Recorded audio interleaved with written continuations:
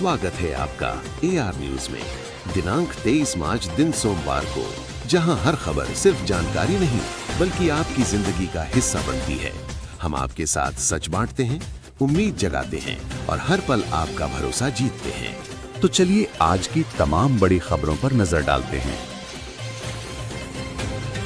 शहीद दिवस। आज पूरा भारत शहीद भगत सिंह, राजगुरु और सुखदेव के बलिदान को नमन कर रहा है। 23 मार्च 1931 को इन तीनों क्रांतिकारियों को फांसी दी गई थी। विश्व जल दिवस, वर्ल्ड वाटर डे। आज देश भर में विश्व जल दिवस मनाया जा रहा है। इस अवसर पर जल शक्ति मंत्रालय द्वारा 8 मार्च से चल रहे 15 दिवसीय जल महोत्सव 2026 का समापन हुआ। बिहार दिवस। आज बिहार अपना 114वां स्थापना दिवस मना रहा है। प्रधानमंत्री नरेंद्र मोदी ने मुख्यमंत्री नीतीश कुमार को पत्र लिखकर राज्य की प्रगति की सराहना की और बधाई दी। सुरक्षा और डिफेंस। भारत सरकार ने अनंत शस्त्र समेत 6 प्रमुख डिफेंस प्रोजेक्ट्स पर काम शुरू किया है, जिस पर करीब 2.19 लाख करोड़ रुपए खर्च किए जाएंगे। मौसम का अलर्ट। मौसम विभाग IMD ने दिल्ली, उत्तर प्रदेश और बिहार सहित 13 से 19 राज्यों में तूफानी हवाओं के साथ मूसलाधार बारिश और ओलावृष्टि का अलर्ट जारी किया है। हिमाचल प्रदेश बजट। मुख्यमंत्री सुखविंदर सिंह सुक्खू ने वित्त वर्ष 2026 के लिए 54,928 करोड़ रुपए का बजट पेश किया है, जिसमें 1 लाख गरीब परिवारों को 300 यूनिट मुफ्त बिजली देने का वादा किया गया है। सोना चांदी की कीमतों में गिरावट। इस हफ्ते सोने के दाम 11,000 रुपए गिरकर 1,47,000 और चांदी 28,000 रुपए गिरकर 2,32,000 रुपए के करीब आ गई है। PM मोदी का ऐतिहासिक रिकॉर्ड। प्रधानमंत्री नरेंद्र मोदी भारत के सबसे लंबे समय तक सेवा करने वाले शासनाध्यक्ष हेड ऑफ गवर्नमेंट बन गए हैं। उन्होंने मुख्यमंत्री और प्रधानमंत्री के रूप में कुल 8,931 दिन पूरे कर पवन चामलिंग का रिकॉर्ड तोड़ दिया है। नया इनकम टैक्स सिस्टम। वित्त मंत्री निर्मला सीतारमण ने प्रारंभ 2026 अभियान लॉन्च किया है। इसके तहत 1 अप्रैल 2026 से नई तकनीक और AI आधारित आसान टैक्स प्रक्रिया लागू की जाएगी। हवाई किराए पर लगी रोक हटी। केंद्र सरकार ने घरेलू उड़ानों के किराए पर लगी कैपिंग यानी सीमा हटा दी है। अब 23 मार्च से एयरलाइन कंपनियां मांग के आधार पर किराया तय कर सकेंगी। कोयला उत्पादन में नया कीर्तिमान।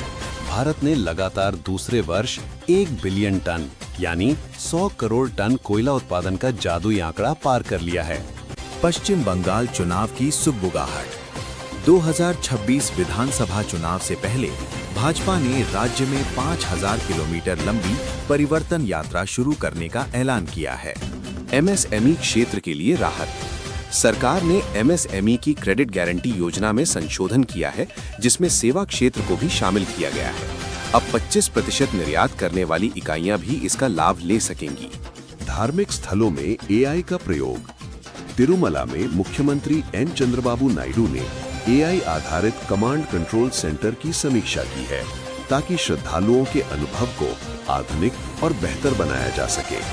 ममता बनर्जी का बड़ा ऐलान।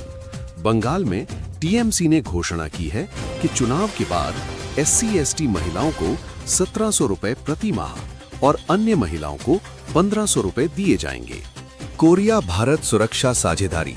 नैनीताल में RRU SSB सुरक्षा प्रशिक्षण साझेदारी के तहत विशेष प्रशिक्षण कार्यक्रम और डबल इंजन सरकार का उत्सव मनाया गया। दवा निर्यात में उछाल। भारतीय फार्मा इंडस्ट्री दुनिया में उत्पादन के मामले में तीसरे स्थान पर पहुंच गई है और दवा निर्यात में 16 गुना की बढ़ोतरी दर्ज की गई है। छत्तीसगढ़ के महासमुंद में रोपवे हादसा। महासमुंद जिले में एक पहाड़ी मंदिर से नीचे उतरते समय रोपवे की ट्रॉली का केबल टूट गया, जिससे ट्रॉली नीचे गिर गई। इस दर्दनाक हादसे में एक महिला की मौत हो गई और 6 अन्य लोग घायल हो गए हैं। मध्य प्रदेश के मंडला में सड़क दुर्घटना। मंडला जिले के बीजाडांडी क्षेत्र में एक जर्जर छोटे पुल पर गड्ढे से टकराकर एक बाइक नीचे गिर गई। इस हादसे में बाइक पर सवार 4 युवकों की मौके पर ही मौत हो गई। बेंगलुरु के पास नेशनल हाईवे NH 648 पर भीषण टक्कर। बेंगलुरु के बाहरी इलाके रानी क्रॉस के पास एक ट्रक और टेम्पो ट्रैवलर के बीच जोरदार टक्कर हुई। इस दुर्घटना में 3 महिलाओं की जान चली गई और 8 अन्य लोग घायल हुए हैं। ये महिलाएं काशी तीर्थ यात्रा के लिए जा रही थीं। इंदौर के प्लास्टिक गोदाम में भीषण आग।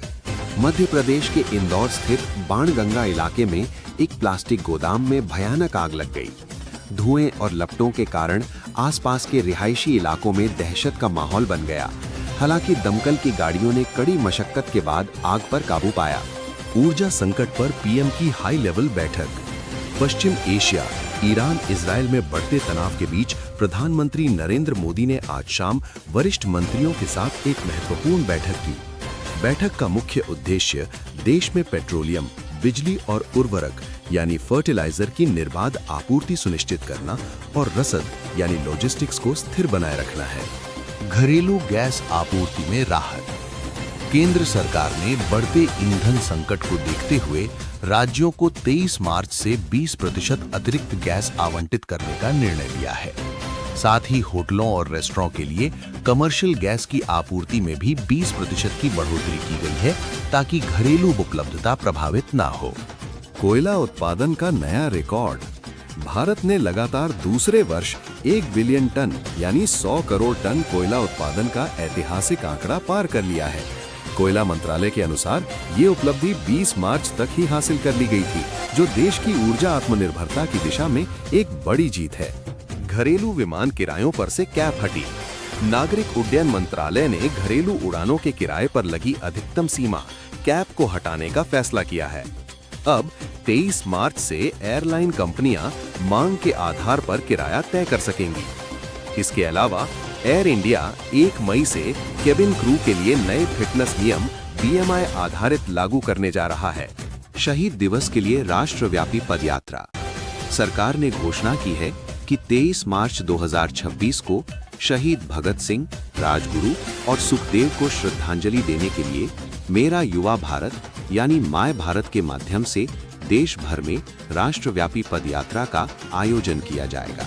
ईरान इजरायल तनाव और अमेरिका की तैनाती। पश्चिम एशिया में युद्ध की आहट तेज हो गई है। ईरान द्वारा इजरायल पर संभावित हमले की खबरों के बीच अमेरिका ने क्षेत्र में अपनी सैन्य उपस्थिति बढ़ा दी है। अमेरिकी नौसेना ने A-10 विमान और अपाचे हेलीकॉप्टर तैनात किए हैं ताकि समुद्री मार्गों, खासकर स्ट्रेट ऑफ हॉर्मुज की सुरक्षा की जा सके। रूस यूक्रेन युद्ध और शांति वार्ता। रूस और यूक्रेन के बीच जारी संघर्ष के बीच कई यूरोपीय देशों ने शांति के लिए नए प्रस्ताव पेश किए हैं। हालांकि यूक्रेन के ऊर्जा ठिकानों पर रूसी हमलों के कारण तनाव अभी भी बना हुआ है। चीन ताइवान समुद्री विवाद। दक्षिण चीन सागर में चीन और ताइवान के बीच समुद्री सीमाओं को लेकर तनाव एक बार फिर गहरा गया है। अंतर्राष्ट्रीय मंचों पर इस मुद्दे को लेकर चिंता जताई जा रही है, क्योंकि इससे वैश्विक व्यापार मार्ग प्रभावित होने का खतरा है। वैश्विक आर्थिक मंदी की आशंका। अंतर्राष्ट्रीय मुद्रा कोष IMF ने तेल की कीमतों में उतार चढ़ाव और भू राजनीतिक तनावों के कारण 2026 की दूसरी छमाही में वैश्विक विकास दर धीमी रहने की चेतावनी जारी की है।